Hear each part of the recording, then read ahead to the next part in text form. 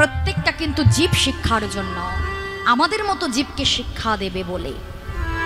তাই মহাপ্রভু বেশিরভাগ সময়ে শ্রীবাস আঙিনার মাঝি ভক্তগণ সঙ্গে লুয়ে হরি নামে প্রেমী বিভোর হয়ে থাকতেন।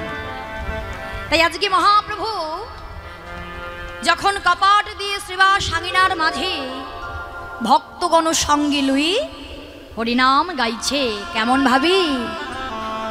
অগ শ্রীবাস অঙ্গনে নাচে সচির দোলা, শ্রীবাস অঙ্গনে নাচে সচির দোলা, শ্রীবাস অঙ্গিনায় নাচে